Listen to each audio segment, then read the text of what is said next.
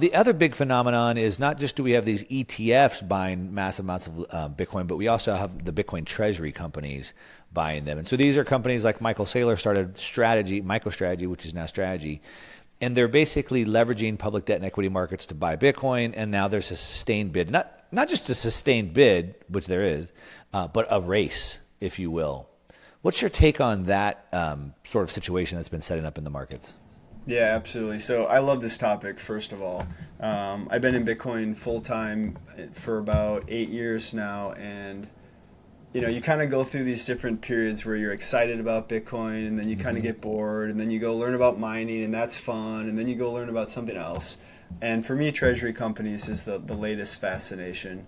And most of my mental cycles outside of work and family are going this way. Yep. And so I think it genuinely is the most exciting story in corporate finance in at least a decade, maybe generations. So it's definitely something to pay attention to. But before we go into analysis and different ways to slice this, I want to be very clear. There's nothing better than Bitcoin in your cold storage. It has the best risk-adjusted return. That should be the foundation of anyone's portfolio. Now, if you want to take some additional risk, and there is significant additional risk, then you should explore the treasury companies and attempt to outperform Bitcoin. Some of these absolutely will, just like Michael Saylor has shown. Not all of them will. Maybe some of them will over different time periods. But point being, Bitcoin in cold storage is the foundation. Take additional risk on top of that as you see fit. Right. That's that. So what's going on here? Okay, capital is trapped under different mandates. You may be only able to invest in fixed income. You may be only able to invest in equities, all these different structures, right? And if you look around the world, Bitcoin is the best performing asset, and those trap pools of capital have no way of getting some of that upside. And so what does Michael Saylor do? Michael Saylor accumulates Bitcoin on his balance sheet so that he can create securities that fulfill the mandate of that trapped capital. He has a whole portfolio of these things now, and he packages them up for different types of investors. He sells those securities, and he's bringing new capital, which ultimately lands in Bitcoin, from those trapped capital pools. And we talked about this earlier. Bitcoin's $2.5 trillion, fixed income's in the hundreds of trillions. And so there's a lot of capital chasing yield right now, and there aren't many good options for fixed income guys. And so enter these preferred equity products that Saylor's creating, and it's just a far better product for the fixed income guys. And what are they doing? They're buying it in volume. And so I suspect that this trend is going to continue for a long time, and I think it's important to maybe differentiate in the types of these entities.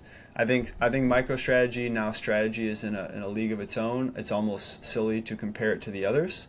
But I think there's roughly 3 different types of these companies that I think it's important that we differentiate. So number 1 is the pure play treasury companies. This is MicroStrategy. This is more or less MetaPlanet. But essentially, the operating business is either nothing or marginal. The whole game is accumulate Bitcoin, issue securities to accumulate more Bitcoin. Then you have the second category, which I call Bitcoin forward operating companies. This might be a Bitcoin miner like Mara. This might be Fold. There's tons of these. But they have core operations that are totally related to Bitcoin. They're exposed to Bitcoin. And they also accumulate Bitcoin for their treasury. So it's kind of a hybrid. And the third one is just an operating business that maybe has nothing to do with Bitcoin, but they generate free cash flows, and they put a percentage of their free cash flows into Bitcoin as one of their treasury assets. This could be Tesla, this could be Figma, which we saw recently. And the market treats these 3 categories very differently. Operating business with a Bitcoin treasury, Figma, Tesla, essentially no premium on that holdings. Now the Bitcoin forward operating companies, they're not getting much premium either here right now. The Folds, the Maras, there's many others. But the pure play treasury companies... Where would you put Semler Scientific in that?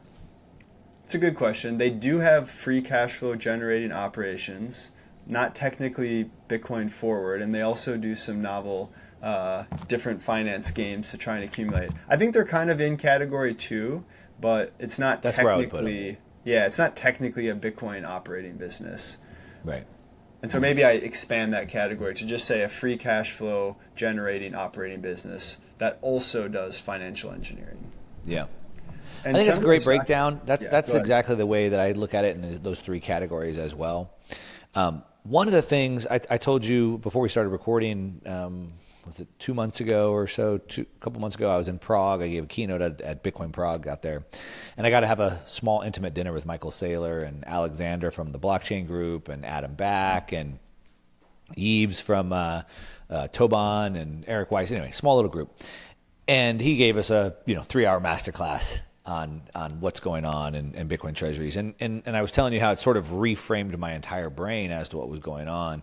And what you just laid out is one of those, and I can give you more, but one of those things. And he really kind of gave me the difference of at least those two tiers of the pure play versus a business that has a Bitcoin treasury strategy. And the big difference that I saw and that completely changed my mind on this is there's two parts of it. So number one, when MicroStrategy started, they started using convertible debt. And there was all this noise in the market and the ecosystem of they took on this debt and what if they can't afford the debt and how they'll be able to afford it and what if it comes due and all these things, right? But don't worry because they have an underlying business model that throws off free cash, and as long as the debt doesn't exceed what the business can do with free cash, they can, right? So you remember that whole narrative. But what he didn't say in as many words, but what he basically told me is that when he changed MicroStrategy into strategy, he also changed the strategy. He head faked the whole industry. Hey, check this out. Oh, but I'm going to go do this over here. So strategy employs a completely different model.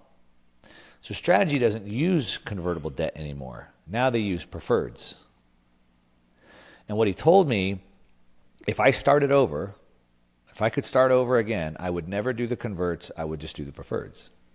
And so that's all he's doing now. He's trying to get the converts. At the last meeting, he talked about getting that off. But here's what I wanted to add on to what you just said with the pure play versus the stage two. I think you called it like a similar. So what he said was that the market wants to see me as more volatile than Bitcoin. The market wants to know that I move with Bitcoin in a more volatile fashion so they know how to position around me.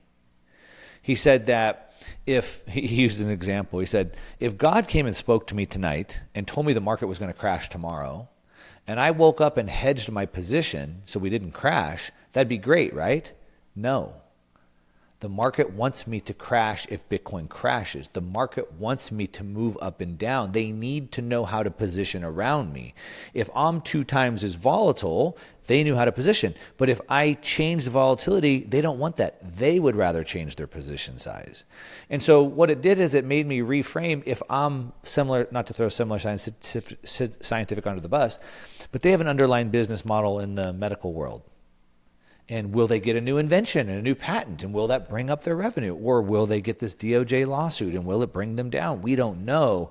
But that unknown makes the stock move differently than with the price of Bitcoin.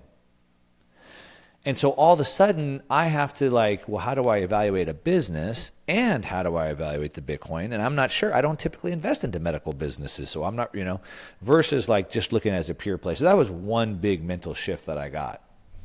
That's absolutely fascinating.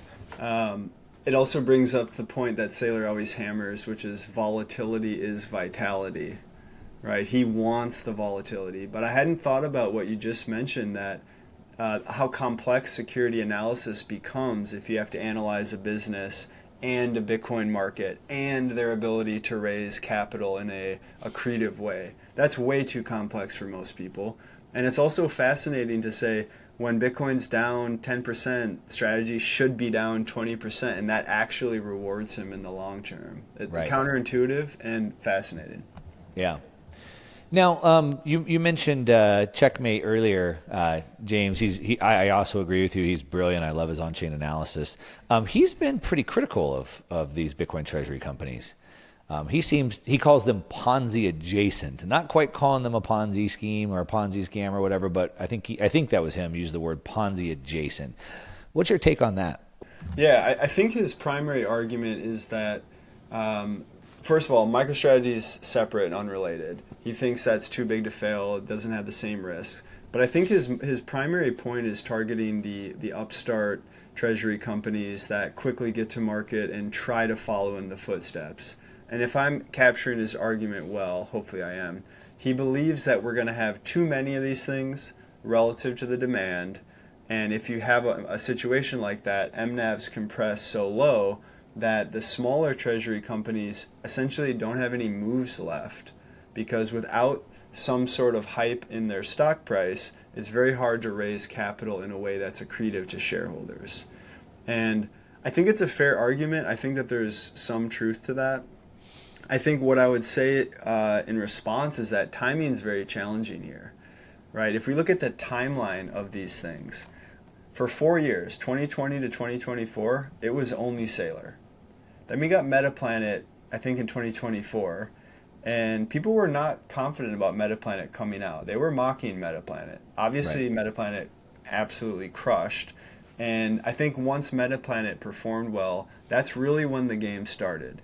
Now we see a bunch of these things coming out with different strategies, different jurisdictions. There's a lot of different ways you can go to market. And most of those are still small. They're obviously small compared to strategy, but they're small compared to their potential.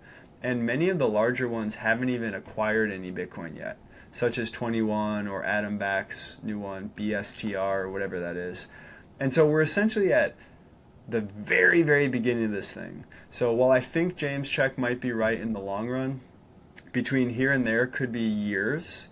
And if you took his advice today, maybe you'll miss out on some opportunities in the midterm.